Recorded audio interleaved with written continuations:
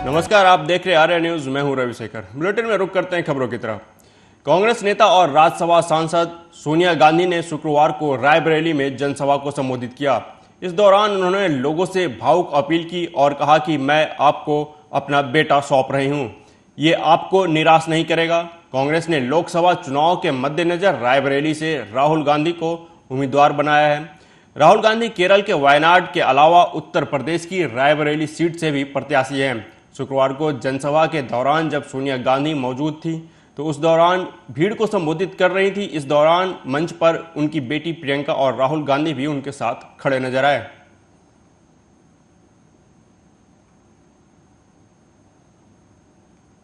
अपना बेटा आपने मुझे अपना माना, वैसे ही राहुल को अपना मान कर रखना है। ये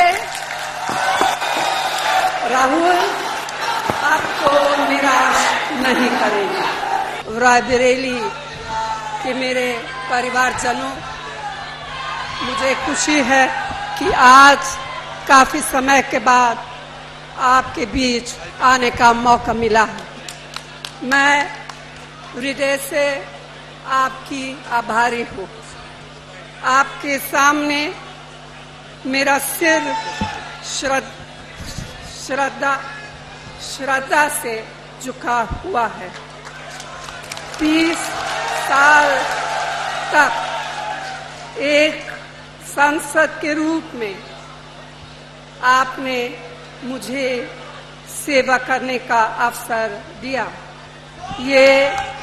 ये मेरे जीवन की सबसे बड़ी पूंजी है। रायबरेली मेरा परिवार है। वैसे अमेठी भी मेरा घर है। न सिर्फ मेरे जीवन की कोमल यादें यहाँ से जुड़ी हुई हैं, बल्कि पिछले 100 साल से हमारे परिवार की जड़ इस मिट्टी से जुड़ी हुई है। गंगा माँ की तरह पवित्र यह रिश्ता अवध और रायबरेली के किसान आंदोलन के साथ शुरू हुआ और आज तक कायम है। इंदिरा जी के दिल में रायबरेली के लिए एक अलग जगह थी। मैंने उन्हें काम करते हुए करीब से देखा। उनके मन में आपके प्रति असीम लगाव था। मैंने राहुल और प्रियंका को वही शिक्षा दी जो इंदिरा जी ने और रायबरेली की जनता ने मुझे दी। वहीं उत्तर प्रदेश की चर्चित सीट रायबरेली में इंडिया गठबंधन की जनसभा में कांग्रेस की पूर्व अध्यक्ष सोनिया गांधी सहित कई नेता मौजूद रहे।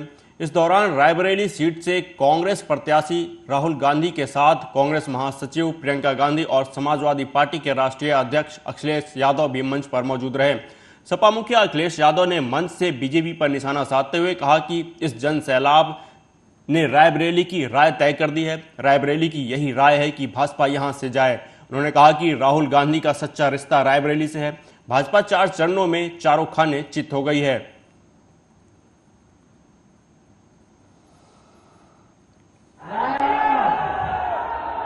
दिखाई दे रहा है, ये आज फैसला कर रहा है कि राहुल गांधी जी न केवल जीतेंगे बल्कि देश की रिकॉर्ड जीतों में ये रायबरेली शामिल होने जा रहा है।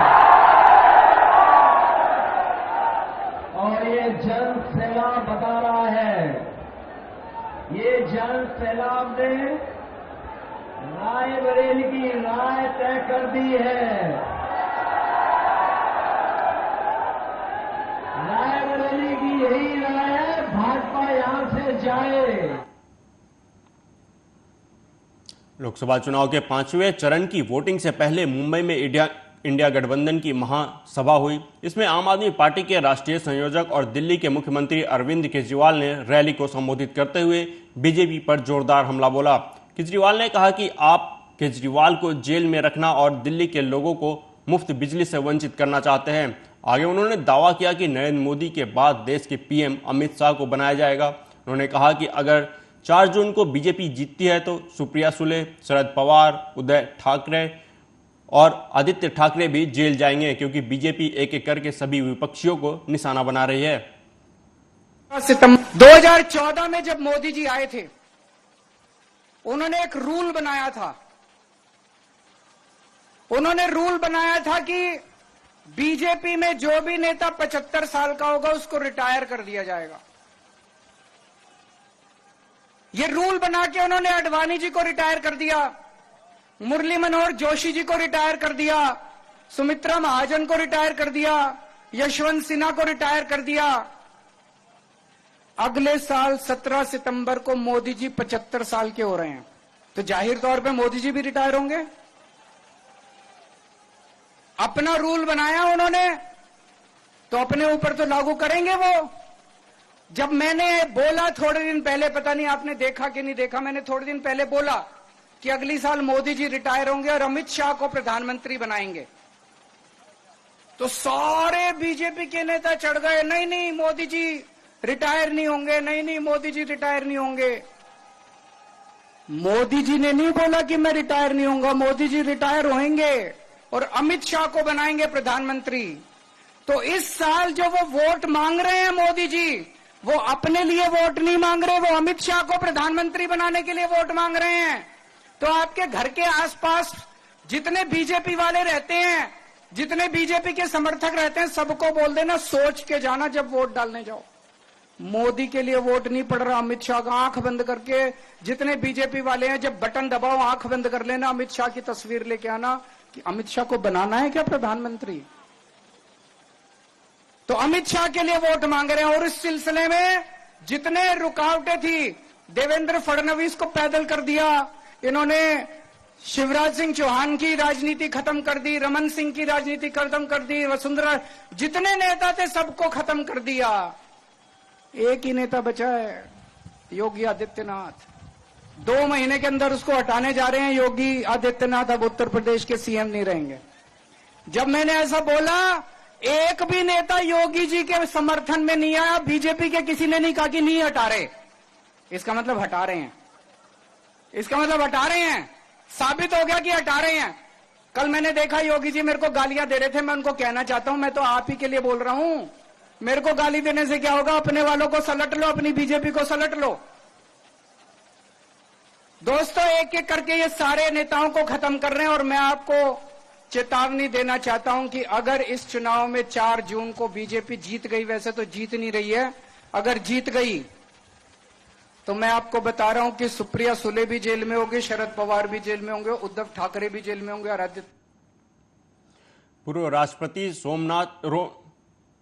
पूर्व राष्ट्रपति रामनाथ कोविंद 17 सदस्यों के साथ शुक्रवार को अयोध्या पहुंचे। उन्होंने हनुमानगढ़ी में दर्शन पूजन किया और मां सरयू की आरती उतारी। इस दौरान उन्होंने कहा कि सरयू आरती में भाग लेना अपने आप में दिव्य अनुभूति है। अयोध्या को देखकर ऐसा लगता है कि 500 साल पहले जो कालखंड था उसमें लौट आया हूं। उन्होंने कहा कि यहाँ बहुत सारे आयाम रहे हैं जिनके कारण राम मंदिर का निर्माण संभव हो सका है।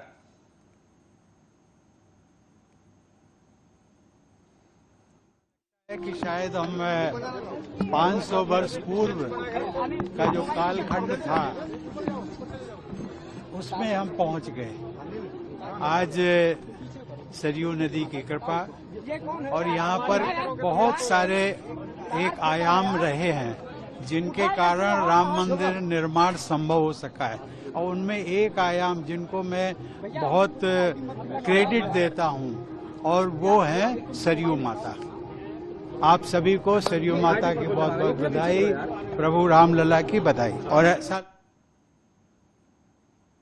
वहीं अयोध्या पहुंचे दिल्ली के उपराज्यपाल वीके सक्सेना ने कहा कि मैंने सरयू घाट पर आरती देखी, अद्भुत दृश्य था जिस तरीके से माहौल था, हर व्यक्ति आरती में डूबा हुआ था। उन्होंने कहा कि इस घाट को बनाने में, अयोध्या को बनाने में इतनी मेहनत लगी होगी कि आज देश और दुनिया के लोग यहाँ भगवान राम के दर्शन करने के लिए आ रहे हैं।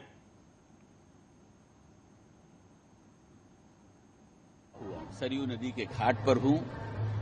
अभी कुछ पहले मैंने यहां पर आरती देखी। अद्भुत दृश्य था। जिस तरीके का माहौल था, हर व्यक्ति जो है आरती में डूबा हुआ था। मैं कह सकता हूं कि इस घाट को बनाने में, अयोध्या को बनाने में कितनी मेहनत लगी होगी, ये आज देश और दुनिया से लोग यहाँ पर आ रहे हैं, आरती को अटेंड कर रहे हैं, भगवान राम के दर्शन करने के लिए आ रहे हैं। अभी मैंने यहाँ पर आरती को अटेंड किया है और उसको देर के बाद मैं रामलला के दर्शन के लिए जा रहा हूँ। सरयू ने लोकसभा चुनाव प्रचार को लेकर यूपी के बलरामपुर पहुंचे मध्य प्रदेश के मुख्यमंत्री मोहन यादव ने कहा कि प्रधानमंत्री मोदी के लिए हमने यहां प्रचार किया। उन्होंने कहा कि मैं विश्वास के साथ कह सकता हूं कि हम भारी बहुमत से चुनाव जीतने जा रहे हैं और पूरा देश मोदीमय हो गया है। मोदी जी के लिए हमने भारतीय जनता पार्टी के पक्ष में कैंपेन किया, अपनी बात रखी और मुझे इस बात का पूरा आनंद आया कि जनता ने जो प्रतिसाद दिया है, मैं गारंटी से कह सकता हूं कि हमारी ये लोकसभा और विधानसभा भारी बहुमत के साथ जीतने जा रहा है। पूरा प्रदेश मोदीमय हो चुका है, पूरा देश मोदीमय हो चुका है। मेरी अपनी ओर से आने वाली 25 तारीख को ये प्रचंड बहुमत के साथ जब हमारा छठा चरण समाप्त होगा, तब तक हमारी अपनी जो घोषणा है, अब की बार भाजपा की दृष्टि से 300 पार और सबको मिला के 400 पार, वो सारी घोषणाएं पूरी होगी। बहुत बहुत धन्यवाद। लोकसभा चुनाव के 4 चरण बीत चुके हैं और अब 3 चरण बाकी हैं, जिसको लेकर चुनाव प्रचार जोरों पर है। इसी को लेकर अंबेडकर नगर पहुंचे जल शक्ति मंत्री स्वतंत्र देव सिंह ने अंबेडकर नगर में 2 जनसभाओं को संबोधित किया और अंबेडकर नगर लोकसभा प्रत्याशी रितेश पांडे के समर्थन में वोट मांगा।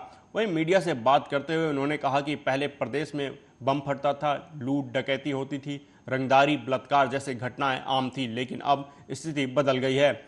आज कांग्रेस खत्म हो चुकी है, उसका कोई अस्तित्व नहीं बचा है। उन्होंने कहा कि तीसरी बार मोदी देश के प्रधानमंत्री बनेंगे।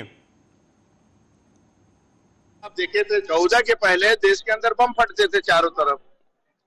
आज आ रहे मोदी जी के नेतृत्व में एक बम नहीं फटता है। गरीबों का अपना पक्का मकान है, गैस का कनेक्शन, बिजली का कनेक्शन, आयुष्मान का कार्ड है।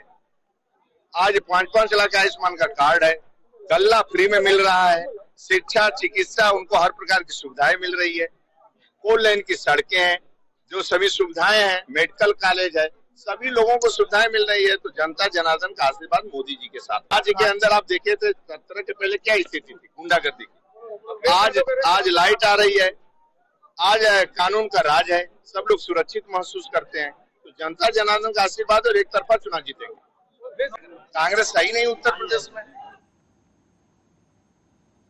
उधर लखनऊ के मोहनलालगंज में एक जनसभा को संबोधित करते हुए मैनपुरी से सांसद डिंपल यादव ने भाजपा सरकार पर जोरदार हमला बोला। उन्होंने कहा कि भाजपा के सारे वादे झूठे निकल चुके हैं, सरकार युवाओं को रोजगार देने में नाकाम रही है, आरक्षण खत्म करने के लिए भाजपा सरकार पेपर लीक कराकर नौकरियां निरस्त कर रही है और राशन की चोरी की जा रही है। उन्होंने कहा कि गेहूं, चावल, केरोसिन और शक्कर वितरण के बजाय भाजपा सरकार लोगों को बाजरा खिला रही है। उन्होंने कहा कि भाजपा की नीयत और नीति में खोट है। जैसे जैसे चरण आगे बढ़ रहे हैं, वैसे वैसे ये साफ होते जा रहा है कि पूरे देश में गठबंधन की सरकार बनने जा रही है। और मैं समझती हूँ कि अब तो भाजपा वालों ने 400 पार का नारा बोलना ही बंद कर दिया है। और कहीं ना कहीं जिस तरह चरण बढ़ते जाएंगे, क्योंकि 3 चरण बचे हैं, तो और भी बुरा हाल होने वाला है भारतीय जनता पार्टी। उधर चित्रकूट पहुंचे उत्तर प्रदेश के डिप्टी सीएम ब्रिजेश पाठक ने इंडी गठबंधन को निशाने पर लिया। उन्होंने कहा कि पहले चरण में से लेकर चौथे चरण तक भाजपा एक तरफा जीत रही है। विपक्षी इंडी गठबंधन बुरी तरह पराजय का सामना कर रहा है। गठबंधन में शामिल दलों ने पहले चरण में कोई ज्वाइंट मीटिंग नहीं की, दूसरे चरण में केवल औपचारिकता निभाई है। अब तक केवल यह प्रेस कॉन्फ्रेंस तक सीमित रहे हैं। डिप्टी सीएम ने विपक्ष पर कटाक्ष करते हुए कहा कि अभी तक इन लोगों ने ज्वाइंट मीटिंग का सिर्फ बहाना किया। उन्होंने कहा कि सपा की गुंडागर्दी, अराजकता को जनता भूली नहीं है। वहीं कांग्रेस पर निशाना साधते हुए कहा कि कांग्रेस भ्रष्टाचार के दलदल में धंसी हुई है। भ्रष्टाचार भारतीय जनता पार्टी चारों चरणों में एक तरफा जीत रही है, प्रचंड बहुमत के साथ जीत रही है। विपक्षी इंडी गठबंधन पूरी तरह से पराजय का सामना करना पड़ेगा। पहले चरण में इन्होंने कोई ज्वाइंट मीटिंग नहीं की, द्वितीय चरण में मात्र इन्होंने औपचारिकता निभाई है प्रेस कॉन्फ्रेंस करके, और जब जब इन लोगों ने ज्वाइंट मीटिंग का घोषणा किया है तब तब न करके केवल प्रेस कॉन्फ्रेंस किया। अभी आपने परसों देखा होगा, वहां भी खड़गे की और अखिलेश जी की केवल ज्वाइंट प्रेस कॉन्फ्रेंस हुई है। जनता ने इन सबको नकार दिया है। समाजवादी पार्टी की गुंडाई, अराजकता, माफियागर्दी को लोग अभी भूले नहीं है, और कांग्रेस पार्टी के भ्रष्टाचार के दलदल में डूबे होने की वजह से इनकी नीति और नियत में दोनों में एकता नहीं है। शिवसेना नेता संजय राउत ने पीएम मोदी की महाराष्ट्र में कल हुई जनसभा को लेकर कहा कि महाराष्ट्र में प्रधानमंत्री मोदी या अमित शाह आकर चाहे जितनी सभा कर ले वो जनसभा करेंगे, महाराष्ट्र में भाजपा या उनके गठबंधन की सीटें उतनी ही कम होंगी। चाहे नरेंद्र मोदी जी आए, अमित शाह जी आए, कितनी भी सभाएं ले लो, वो जितनी सभाएं लेंगी उतनी बीजेपी की सीटें कम हो रही है या उनके अलायंस की सीटें कम हो रही है। ये लगभग तय है, पूरा दम निकल चुका है। चाहे नरेंद्र मोदी जी आए, अमित शाह जी आए, कितनी भी सभा। उधर अयोध्या पहुंची केंद्रीय मंत्री अनुप्रिया पटेल ने कहा कि 70 साल तक देश में दूसरे दलों का शासन रहा, इसमें 5 दशक से ज्यादा कांग्रेस का शासन रहा, लेकिन कांग्रेस ने जनता की मूलभूत सुविधाओं की सुध तक नहीं ली। उन्होंने कहा कि हमारी सरकार ने गरीब वंचितों को प्राथमिकता दी। 10 सालों में देश की अर्थव्यवस्था टॉप 5 में पहुंच गई। उन्होंने कहा कि गरीबों के कल्याण को लेकर और योजनाएं बनेंगी। अरे जब अर्थव्यवस्था फलेगी फूलेगी तो देश मजबूत होगा, सरकार का खजाना मजबूत होगा, और जब सरकार के पास खजाना भरा पूरा होगा तो गरीबों के कल्याण के लिए और भी शिद्दत से योजनाएं चलाई जाएंगी और भी गरीबों को लाभ पहुंचाया जाएगा। और बढ़ती हुई अर्थव्यवस्था के साथ हमारे देश के जो तमाम नौजवान हैं, जिनके हाथों में हुनर है, जिनके पास शिक्षा है, जिनके पास कौशल है, उनके भविष्य को सजाने और संवारने के लिए ये बढ़ती हुई अर्थव्यवस्था में युवाओं के पास अपनी रोजी रोटी कमाने की और एक खुशहाल जीवन बनाने के एक नहीं अनेक मौके होंगे। बिहार की राजधानी पटना के दीघा क्षेत्र में स्थित एक प्राइवेट स्कूल में गुरुवार से लापता स्कूली छात्र का शव नाले में मिला। इसके बाद से ही इलाके में हंगामा हो रहा है। बताया जा रहा है कि स्कूल के नाले में स्कूल ड्रेस में ही छात्रा का शव मिला। लोगों की भारी भीड़ मौके पर जुट गई और सामने से पुलिस भी पहुंच गई। लोग आक्रोशित हैं और सड़क पर जाम कर आगजनी की। बता दें कि बच्चा कल से लापता था और उसकी लगातार खोजबीन हो रही थी। छात्र की उम्र 4 साल थी। छात्र का शव मिलने के बाद नाराज भीड़ की आड़ में असामाजिक तत्वों ने भी जमकर बवाल काटा। असामाजिक तत्वों ने कानून अपने हाथ में ले लिया और पटना दानापुर रोड जाम करने के साथ ही आगजनी कर दी। दीघा सैनिया रोड भी जाम कर दिया गया। कई स्कूल बसों को रोक दिया गया और राहगीरों के साथ मारपीट की घटना को भी अंजाम दिया गया। इतना ही नहीं, नाराज भीड़ ने उस स्कूल में भी आग लगा दी जहां पर बच्चा पढ़ता था। मौके पर पहुंची पुलिस की टीम ने भारी संख्या में स्कूल के बाहर पुलिस बल तैनात कर दी।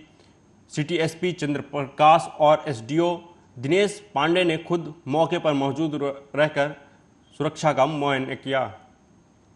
बच्चा आपका चला गया, प्रशासन को भी सूचित किया गया, प्रशासन लोग भी आए, फुटेज में देखा गया तो एक बार कमरे में बच्चा नजर आ रहा है, उसके बाद बच्चा गायब है। ठीक है, हम लोग बार बार पूछे कि हकीकत चीज जो है वो चीज बताओ, लेकिन वो बार बार नहीं बता रहा है। बोल रहा है कि बच्चा आपका चला गया, आप लोग बाहर में जाकर खोजिए।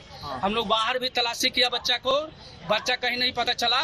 लेकिन हम लोग पूरे फैमिली को बोले थे कि स्कूल को रात भर घेर करके रखना है, हटना नहीं है यहाँ से। प्रशासन भी वहाँ थे, सीनियर डेवलपमेंट पुलिस ऑफिसर भी आए थे। अलीगढ़ में ई रिक्शा में बैठी महिला की चाइनीज मांझे से गर्दन कट गई। वहीं गंभीर हालत में महिला को जिला अस्पताल में भर्ती कराया गया। महिला की गंभीर हालत को देखते हुए डॉक्टर ने जिला अस्पताल से मेडिकल के लिए रेफर कर दिया गया। जनाब के अनुसार महिला कवासी राम आवास से ई रिक्शा में बैठकर रिश्तेदारों के यहाँ जा रही थी, तभी टीवीएस शोरूम के सामने चाइनीज मांझे की चपेट में आकर महिला की गर्दन कट गई। आपको बता दें कि महिला अलीगढ़ के थाना बन्ना देवी इलाके के सरौल स्थित काशीराम आवास की रहने वाली है।